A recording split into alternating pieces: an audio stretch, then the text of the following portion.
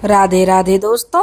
आज हम आपको सुनाएंगे एक ऐसी बहू की कहानी जब उसके ऊपर बीती तो उसे परिवार की महत्व का पता चला और उसकी अकल ठिकाने आ गई। अगर आप हमारे चैनल पर नए हैं तो प्लीज़ हमारे चैनल को लाइक करें, सब्सक्राइब करें और शेयर करें। एक लड़की थी, अपने माता पिता की इकलौती संतान थी। माता पिता ने उसे बड़े प्यार से पाला, उसकी हर ख्वाहिश पूरी की, इसलिए वह थोड़ी नकचढ़ ही थी। उसका अच्छा सा घर देखकर, अच्छा लड़का देखकर शादी हो गई। शादी के बाद लड़की ससुराल में आ गई। ससुराल में भरा पूरा परिवार था, संयुक्त परिवार था। लेकिन संयुक्त परिवार, क्योंकि वह तो अकेले परिवार में रहती थी, इसलिए उसे संयुक्त परिवार रास नहीं आ रहा था। संयुक्त परिवार में सब सुख दुख में एक दूसरे के साथी थे, मिलजुल कर कार्य करते थे। लेकिन वह यही समझती थी कि सब दिखावा करते हैं। एक दिन वह अपने पति से कहने लगी, राकेश, आज तुम फैसला कर लो। मैं इस चकचक से अब तंग आ गई हूँ, अब मुझे इसमें नहीं रहना। राकेश पर वह चिल्लाते हुए कहने लगी। राकेश कहने लगा, कामनी, तुम धीरे बोलो, कोई सुन लेगा। कामनी कहने लगी, सुनता है तो सुनने दो। मैं इतनी भीड़ में कभी नहीं रही। चपाती बनाने लगो तो 2 घंटे चपातियां बनाते जाओ, कपड़े धो तो सुबह से दोपहर हो जाती है। कपड़े धोने में ही मैं मायके में तो मेरा छोटा सा 4 लोगों का परिवार था, सब काम झटपट हो जाता था। मैंने तो सपने में भी नहीं देखा था कि मेरा परिवार इतना बड़ा होगा। मैं तो यही चाहती हूँ कि मेरा पति, मेरे बच्चे और मैं किसी और को अपने परिवार में नहीं चाहती। कामनी ने गुस्से से कहा। तो उसने कहा, उसके पति ने, कामनी, मैं तो देखो यहीं रहूँगा, तुम्हारी जहाँ मर्जी हो वहाँ रहो। तभी उसकी सास, जो लड़के की माँ थी, वह अंदर आती और कहती है, नहीं बेटा, जहाँ बहू रहना चाहती है वहीं तुम रहो। अब राकेश की माँ ने अंदर आते हुए शैलेश की बात को काट दिया। मैं और मेरा पति, आजकल की बहुएं यही चाहती हैं बेटा, वो परिवार नहीं समझती। अगर बहू चाहती है कि वो अलग रहना चाहती है तो तुम बहू के साथ रहो। 2 दिन में ही सास ने सारा सामान बांध दिया। घर में पूरी तरह सब शांत थे। दोनों बड़ी बहुएं जो भी सास सामान के लिए कहती, बड़ी बहुएं फटाफट तैयार करती गईं। कामनी को लग रहा था कि सब नाटक कर रहे हैं। दोनों बहुएं भी अंदर से तो बहुत खुश होंगी कि चलो आज ये अलग हो रही है, कल को हम भी अलग हो जाएंगे। कोई कुछ भी सोचे, सोचने लगी कामनी, कोई कुछ भी सोचे, लेकिन मेरा सपना तो अब पूरा हो रहा है। कामनी बहुत खुश थी। सास ने सारा सामान, सारी जरूरतों का सामान कामनी के लिए बांध दिया। सास आकर नए घर में सब सामान भी लगवा गई। कामनी के पांव तो जमीन पर ही नहीं पड़ रहे थे। यहाँ सब कुछ उसका था, कोई रोकने टोकने वाला नहीं। जब दिल करे खाना खाओ, जब दिल करे खाना बनाओ, जब दिल करे सो जाओ, जब दिल करे उठ जाओ। कोई पाबंदी नहीं थी, कोई रोका टोकी नहीं थी। जब तक चाहो पति के पास बैठे रहो, जब चाहो बच्चों में खेलो। मतलब फ्री थी, आजाद थी जिंदगी। उसका पूरा मजे उठाओ, सब अपनी मर्जी से करो। 10-12 दिन तो कामनी के इसी खुशी में निकल गए, यह मेरा घर है। फिर कामनी को छोटी छोटी दिक्कतें महसूस होने लगी। अब वह सोचती, नई नई गृहस्थी है, धीरे धीरे सब संभाल लूंगी। अब धीरे धीरे 1 महीना गुजर गया। अब उसकी जो मुश्किलें बढ़ने लगी, कभी चीनी खत्म तो कभी दाल खत्म, कभी चावल खत्म तो कभी आटा खत्म, कभी सब्जी लानी है, कभी मुन्ने का डायपर चेंज करना है। आज चाय बनाते बनाते उसने देखा कि किचन के डिब्बे और अखबार बहुत गंदे हो गए हैं। पति के दफ्तर भेजने के बाद लग गई सफाई अभियान में। कब सुबह के दोपहर के 12 बज गए पता ही नहीं चला। कामनी इतनी थक गई कि अपने लिए चाय बनाने की भी हिम्मत अब उसमें नहीं थी। ना ही इतना समय था कि खाना भी बनाना था, क्योंकि राकेश ने 1:30 बजे लंच के लिए आना था। जो कि वह सब्जी की टोकरी देखी तो उसमें 3 आलू थे, प्याज एक भी नहीं। अभी बिना प्याज के ही टमाटर डालकर छौंकने लगी तो उसका जो बेटा था वह रोने लगा। भागकर उसको उठाया, वह चुप ही नहीं हो रहा था। उसे उठाए उठाए उसने बोतल तैयार की, बैठकर पिलाने लगी तो उसे याद आया, कल राकेश को दफ्तर के काम से बाहर जाना है, उसके कपड़े भी तैयार करने हैं, उसे कब धोकर प्रेस करूंगी। और मोहल्ले वाली शाम को 4 बजे किट्टी भी है, क्योंकि उसे तो बड़े चाव से शुरू किया किट्टी पार्टियों में जाना, जिसकी इजाज़त उसके ससुराल में तो बिल्कुल भी नहीं थी। उसने याद किया कि उसकी मम्मी कितनी बन ठन कर किट्टी में जाया करती थी। वह अपने विचारों में खोई हुई थी कि फोन की घंटी बजी। राकेश बोल रहे थे, कामनी मैं चपरासी को भेज रहा हूँ, खाना पकड़ा देना, कल की प्रेजेंटेशन की तैयारी करनी है, शाम को भी मैं लेट आऊँगा। समय देखा तो कामनी देखती रह गई। 1 बज गया। फटाफट एक तरफ सब्जी चढ़ाई, दूसरी तरफ रोटियां सेकने लगी। जैसे जैसे जैसे तैसे करके टिफिन पैक किया और बिना सलाद दही और चटनी के उसने जो है वह पैक करके अपने पति के लिए भेज दिया कि भूख से उसके पेट में भी चूहे कूद रहे थे। वे अपना खाना लेकर बैठी कि मुन्ना ने पॉटी कर दी। अब तो सारा उसमें वह लथपथ हो गया। खाना छोड़कर उसको उठाया, किसी तरह से उसे साफ किया। थक कर चूर हो चुकी थी अब तक।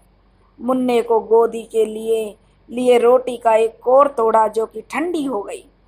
रोटी ठंडी होकर थोड़ी अकड़ गई और सब्जी लगाकर मुंह में डाला तो उसे पता चला कि सब्जी में तो नमक ही नहीं है। काम की जल्दबाजी में वह नमक डालना ही भूल गई। हे भगवान, अब राकेश कैसे खाएंगे टिफिन? टिफिन में ना तो अचार है ना ही दही चटनी। अब तो कामनी का सब्र का बांध टूट गया। उसके आंसू रुकने का नाम नहीं ले रहे थे। कामनी ने अपनी मम्मी को फोन मिलाया और अपनी मम्मी इस पर चिल्ला के कहने लगी, मम्मी मुझे तो इतनी समझ नहीं थी, कम से कम आप तो मेरी हाँ में हाँ नहीं मिलाती। मैंने जो भी कहा कि ससुराल में मुझे इतने कपड़े प्रेस करने पड़ते हैं, इतना खाना बनाना पड़ता है, आप हमेशा यही कहती रही, हाँ हाँ में हाँ मिलाती रही। यह तो गलत है, तूने तो कभी इतना काम किया नहीं है। हमने तो नौकरी वाला ढूंढा था, सोचा था हमारी बेटी अलग रहेगी, लेकिन मम्मी यह नहीं देखा कि संयुक्त परिवार का एक दूसरा रूप भी होता है। मेरी सास जेठानियों ने 1 महीने का राशन पानी तो बांध कर दे दिया, धीरे धीरे वह खत्म होने लगा। रोज ही बाजार का काम जो ससुराल में मैंने कभी नहीं देखा था, सिर्फ बनाना होता था। खत्म क्या हो रहा है सासू माँ देखती थी। ससुर महीने भर का सामान लाकर रख देते थे, सब्जी फल ससुर सुबह सुबह मंडी जाकर छांट कर ले आते थे। अब तो राकेश कई बार 2-2 दिन सब्जी और फल ला ही नहीं पाते। बर्तनों वाली बाई से कई बार मंगवाती हूँ तो वह दुगने पैसे लेती है और सड़ी गली सब्जी और फल ले आती है। ससुराल में ससुर सब्जी लाकर रखते थे, सासू माँ जो बनानी होती सब काट कर रख देती थी, बाकी फ्रिज में संभाल कर रख देती थी। फिर थोड़ा आराम करती और कभी हमसे लेकर बैठी बैठी किचन के सब डिब्बे साफ कर देती, तो कभी उधड़े कपड़ों पर तुरपाई कर देती। सारे कपड़े सूखने के बाद हम सासू माँ के पलंग पर रख देते थे, तो सबके कपड़े तय लगाकर अलग अलग ढेरियां लगा देती थी, प्रेस वाले अलग कर देती। मुन्ना रोता तो कभी सास पुचकारती, कभी ससुर गुब्बारा दिलवा लाते, तो कभी जेठानियों के बच्चे उसे पालना झुलाने लगते। कभी कपड़े ज्यादा होते तो जेठानी बीच में ही चाय बना लाती, कहती थी मुझसे, चल कामनी पहले चाय पी लेते हैं, तीनों फिर मिलकर काम करेंगे। कभी कोई चीज अचानक खत्म हो जाती तो ससुर तभी जाकर उसे ले आते, पता भी नहीं चलता चीज खत्म हुई थी। राकेश जब दफ्तर में खाना मंगवाते तो सासू माँ इतने सलीके से पैक करके भेजती थी। 2 सब्जियां जो ससुराल में हमेशा बनती थी, एक रसे वाली और एक सूखी सब्जी, रायता सलाद चटनी जो रोज ताजी बनती थी, पापड़ और साथ में कुछ मीठा। मुन्ना की दूध की बोतल तो मैंने कभी बनाई ही नहीं थी। जैसे ही रोता जेठानी कहती, तू उसको ले ले, मैं लाती हूँ। मम्मी ससुराल की एक बात जो मुझे और खलती है वह थी मेरे सास ससुर। तीनों बेटे और बच्चे पहले खाना खाते, हम तीनों बहुएं बाद में खाते। मैं बहुत कूटती थी, बहुत चिढ़ती थी। मैं आपकी तरह अपने पति के साथ खाना नहीं खा सकती। पर माँ, मैं सच बताऊं, जब से मैं अलग हुई हूँ हमने कभी पूरा खाना इकट्ठे नहीं खाया। खाना डालते ही कभी मुन्ना रोने लगता है, कभी उसने पॉटी कर दी जो ससुराल में तब सासू माँ देखती थी। मुझे तो कभी पता ही नहीं चला था कि मुन्ना ने पोटी कर दी। और नहीं मैंने कभी फोन बजा तो कभी दरवाजे की घंटी, जो वहाँ ससुर इतनी आराम से संभाल लेते थे कि कभी लगा ही नहीं कि यह भी कोई काम है। राकेश दफ्तर के काम से अक्सर बाहर जाते हैं। अब महीने इसे टाल रहे हैं क्योंकि मैं अकेली हूँ, कैसे रहूंगी। इस महीने माहवारी के समय तबीयत ज़्यादा खराब हो गई। राकेश कहने लगे, माँ के यहाँ से खाना ले आता हूँ। मैंने अपनी अकड़ में नहीं लाने दिया, ये बाजार से ले आए। उसमें मेरी और मुन्ना की तबीयत और ज़्यादा खराब हो गई। 3 दिन तक कभी ब्रेड तो कभी खिचड़ी, जो शैलेश ने कभी खाई भी नहीं थी, कभी भी राकेश ने ही उसे बनाया। माँ, मेरे से देखा नहीं जाता कि जब कभी राकेश ने खिचड़ी तक नहीं बनाई, अब वह खाते हैं उसे। वहाँ अगर कोई बीमार होता था, ससुराल में तो काम करना तो दूर की बात, मम्मी क्या बताऊं, उसकी पलंग पर इतनी खातिरदारी होती थी कि लगता था हम कुछ खास हैं। कभी सासू माँ कोई काढ़ा बना कर लाती थी तो कभी जेठानी गर्म पानी की बोतल। तभी इतने में बच्चे आकर कहते थे, चाची आप बोर हो रही हैं, चलो गेम खेलते हैं। तब मुझे लगता था कि अगर मेरा घर हो तो यह भीड़ की बजाय मेरा पति मेरे सिरहाने पर हो। पर माँ, अब 3 दिन की बीमारी में ही राकेश की काम कर करके नानी याद आ गई थी। सिरहाने बैठकर मेरा सिर सहलाने की तो उसे फुर्सत ही नहीं थी। काम के बोझ से चिड़चिड़े और ज्यादा हो गए हैं। एक और जो मम्मी, मुझे बुरा लगता था कि किसी बहू ने कभी कोई किट्टी ज्वाइन नहीं की, इसलिए मैं भी नहीं कर सकती थी। पर माँ, शाम को जब तीनों भाई काम से लौटते और आंगन में माँ और बाबूजी के पास आकर बैठते थे, तब बच्चे भी चाचा ताऊ जी करके चिपटते थे।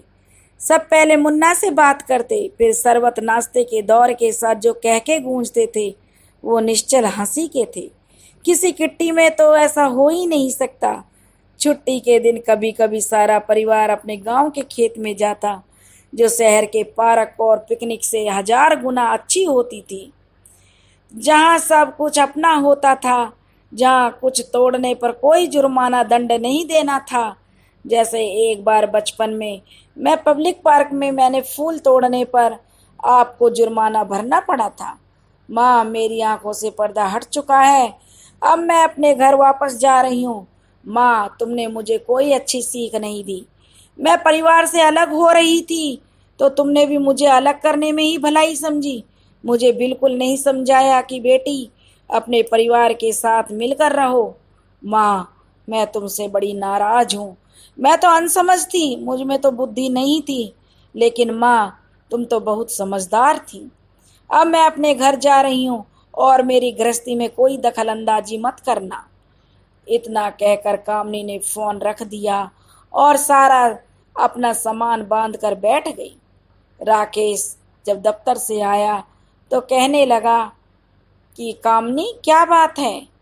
कामनी कहने लगी, राकेश अपने घर चलो, अब भैया और माँ बाबूजी के साथ ही बैठकर चाय नाश्ता लेंगे।